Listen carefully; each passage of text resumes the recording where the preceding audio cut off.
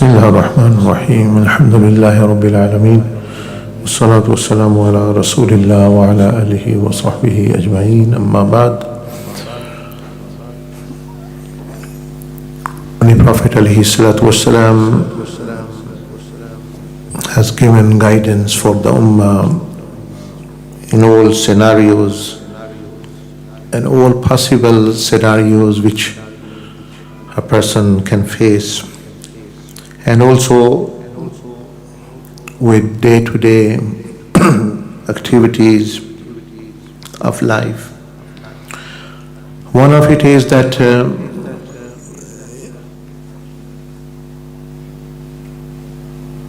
according to Sayyidina Ibn Umar radiyallahu ta'ala anhu, Rasulullah sallallahu alaihi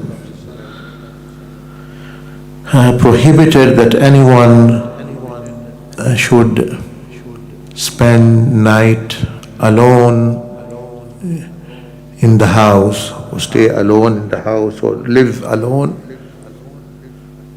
And he prohibited for that. And the ulama have mentioned that there are various wisdoms and hikmahs and reasons for that as well.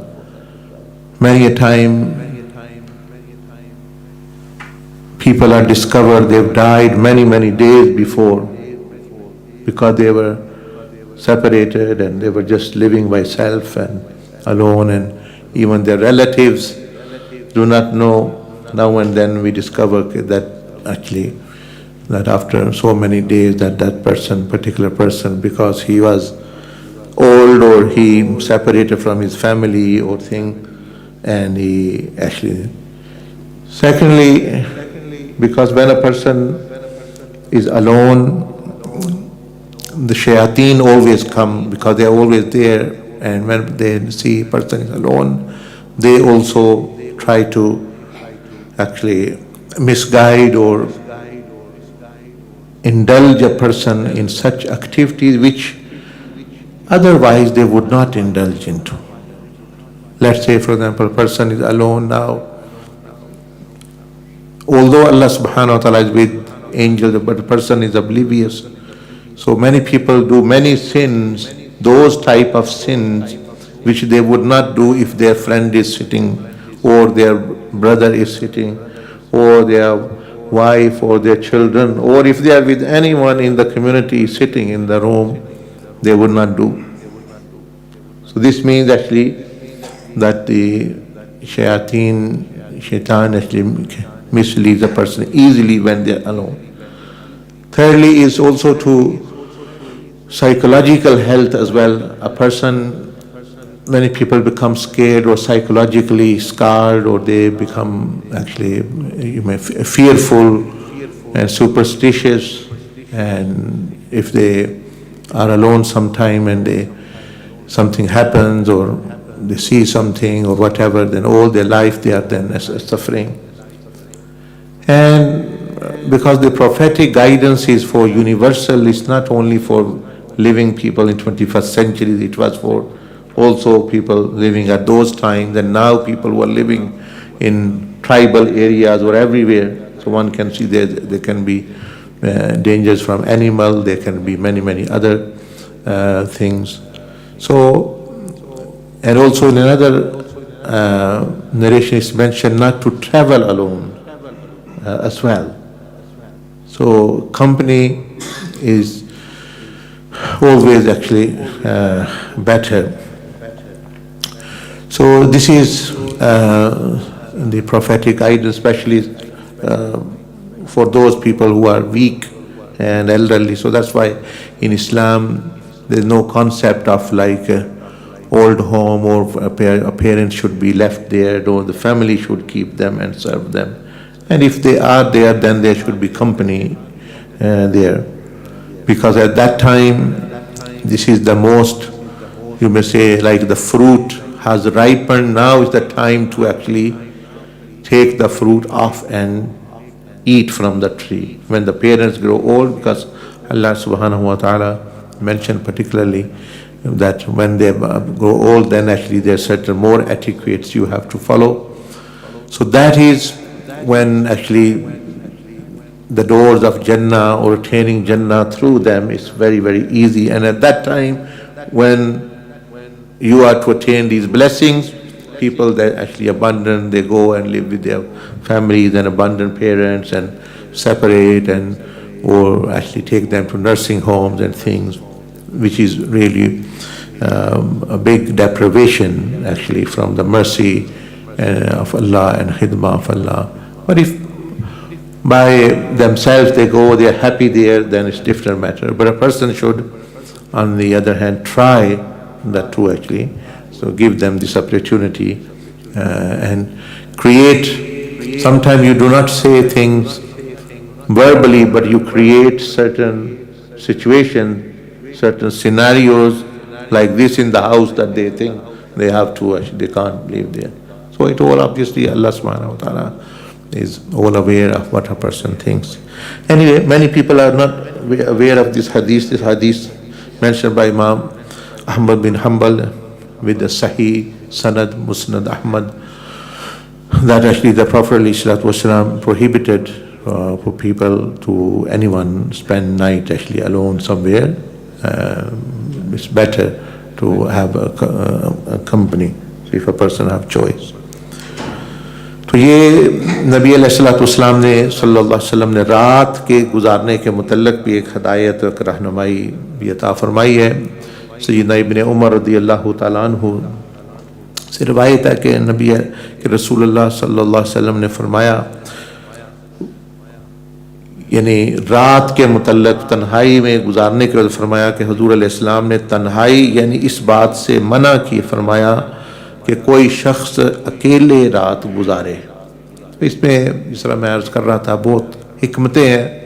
ہمیں تو ایک آپ علیہ السلام کی ہدایت مل گئی تو بس یہی کافی ہے، لیکن اس میں بہت ساری حکمتیں ہیں، بہت سارے نقصانات بھی ہیں تنہائی میں. جو لوگ رہتے ہیں، جیسے میں عرض کر بعض دفعہ ان کو کوئی بیمار ہو جاتا ہے، کسی کو کوئی ہارٹ اٹیک ہو گیا، کسی کوئی بیماری، تو وہ کیا پھر وہ کرے گا. بعض دفعہ ایسے لوگ یعنی پائے گئے ہیں وہ فوت ہو گئے، کئی دن بعد ان کا پتہ چلا کہ وہ فوت ہو گئے ہیں کیونکہ وہ اکیلے رہ رہے تھے. بندہ بیمار ہو سکتا ہے، پھر جو ہے وہ بندہ شیطان اس کو ایسے گناہوں کی میں ڈال سکتا ہے کیونکہ وہ اکیلا ہے، اب وہ سمجھتا ہے میرے ساتھ کوئی نہیں. اسی طرح جو ہے وہ اس کو ڈرا سکتا ہے اس کے ذہنی طور پر. بہرحال یعنی یہ بھی آپ نے ذہن میں یعنی رکھیں کہ یہ چیز جو ہے یعنی بندہ جب موقع ہو ایسا تو کوشش کرے کچھ نہ کچھ جو ہے وہ اس کی صحبت میں یا کوئی بندہ دوسرا یہ چیزیں. تو یہ اسلام کا جو اپنا نظام ہے آئلی یعنی فیملی کا نظام، اس میں تو بندہ چلے تو پھر تو خود بخود یہ موقع آتا ہی نہیں ہے کہ وہ تنہا ہو، کہ اس میں یعنی رشتہ داروں کا، والدین کا اور دوسروں کا جو ہے وہ خیال رکھنے کے لیے کہا جاتا ہے. تو اس میں وہ بندہ اس طرح کرے تو پھر تو یہ مواقع کم آتے ہیں. لیکن جو پھر آپ معاشرہ آپ دیکھیں لوگ علیحدہ علیحدہ، لیکن اس کے پھر جو ہے یہ ہے کہ اس حد تک نہ پہنچے کہ وہ اکیلا مطلب ہے کہ وقت کسی اور ساتھی کو ساتھ لے لے، کسی اور کے ساتھ رہ لے. تو یہ جو ہے یعنی نبی علیہ السلام کی ایک ہدایت. اللہ پاک مجھے بھی آپ کو بھی توفیق عطا فرمائے. جزاکم اللہ احسن الجزاء. سبحانک اللہم وبحمدک، نشہد ان لا الہ الا انت، نستغفرک ونتوب الیک. کوئی سوال کرنا ہے تو کر لیں. any question anyone have they can ask inshallah. بسم اللہ الرحمن الرحیم.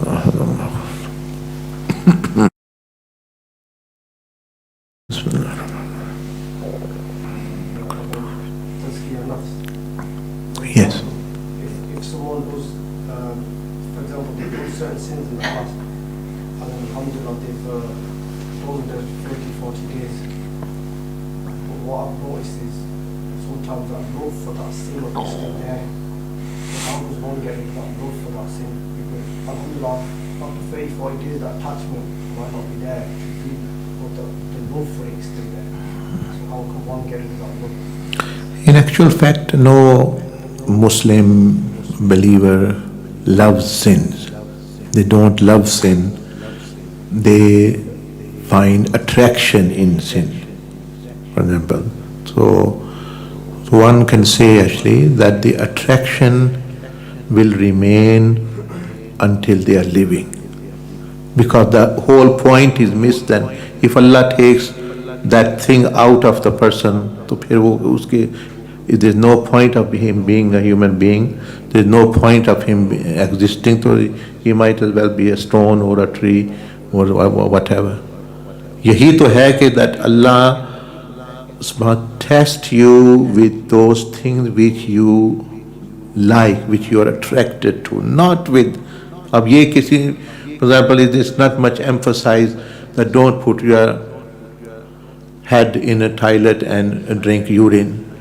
इसमें नहीं emphasize, although that's wrong as well. उसमें emphasize नहीं किया, the people are not attracted, and if someone is, they are prohibited as well. So Allah tests people with those things which you already like, which you do not. So firstly, the attraction is created by Allah Himself. So Zuyyana linnas, Allah said that beautified is for human being. What these attraction? Women He mentioned first. So the attraction towards women is the highest actually mentioned. There's nothing bad about it.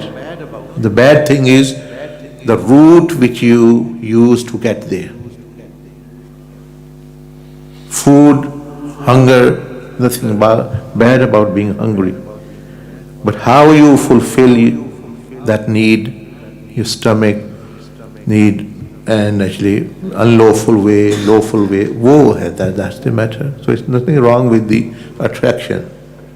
If a person have no attraction in women, तो you can't even exist. ये तो humanity पहले ही खत्म हो जाती.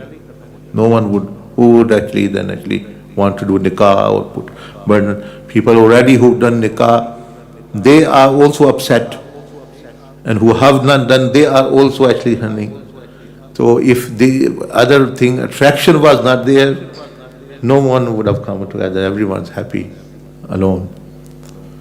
So this is so the attractions Allah subhanahu wa ta'ala mentioned, the women who minan nisa wal baneen, to have the love to actually reproduce, actually to have family, and to love of actually big houses and mention.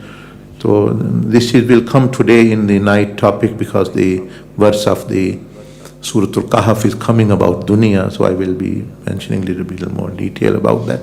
But actually thing is that answer to the question is that attraction will remain there. That's the point of having that attraction, and then actually also giving you two ways to fulfill that, and then adopting the right. This is whole the test. This is whole the point of Islam. This is whole the point of the purpose and the testing, because you always have actually choice. And normally, as I mentioned, that Allah subhanahu wa ta'ala Jalla Majduhu, He tests people with those matters which actually appeal already to the human beings. So Allah subhanahu wa ta'ala will test, or you will feel being tested with those matters which you have attraction, so you actually then actually overrule that, and then तो ये चीज़ है इंशाल्लाह. So one should not think, rather one should think that how can I pursue it lawfully and absolutely. So that's where tazkiyah helps to bring the balance, that you stop from pursuing it in unlawful manner and you pursue it in lawful manner. And if you cannot, then you have the resistance power, because this resistance and sabr is not a very long thing. It's a very, very short life. Like for example, it was 20, 30, 40, 60, even 100 years. It's very, very short life actually a person can. तो ये चीज़ है इंशाल्लाह. माशाल्लाह.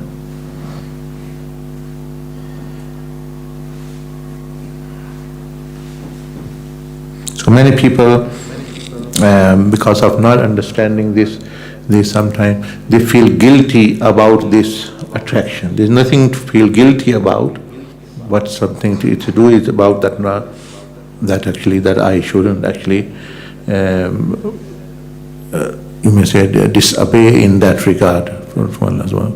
Wealth, Allah Azza wa Jal mentions, and well, khaylil musawwama, meaning cars in modern days, for example, horses, branded cars, means of travel, that all these things are, so they are there.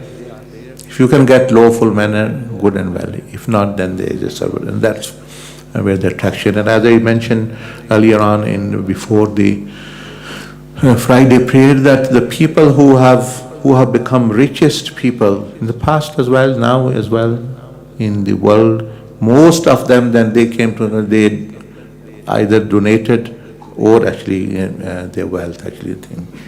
So what we are pursuing is not something really actually which gives some kind of actually ultimate success or thing. Yes, then giving it away.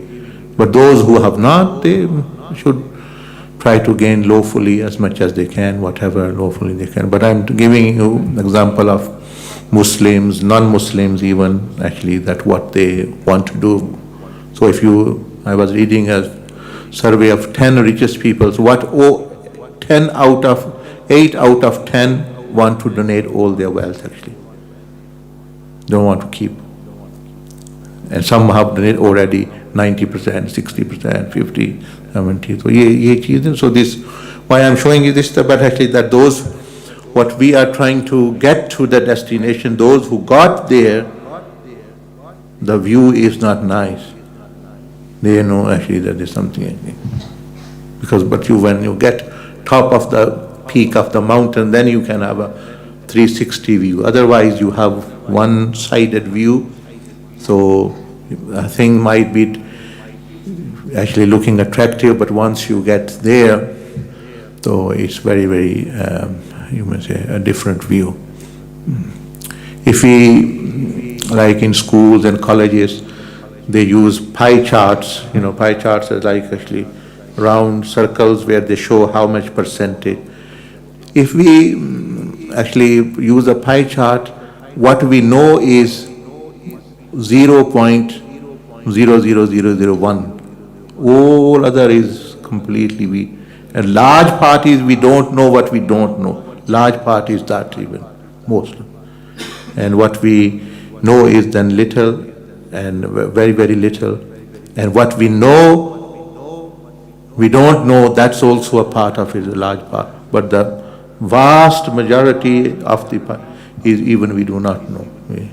We do not know even it exists and things. So it's very limited. So alhamdulillah, through the prism of Quran and Hadith, through the knowledge of Allah, we can get glimpses and some actually exposition to such things which actually we would never discover.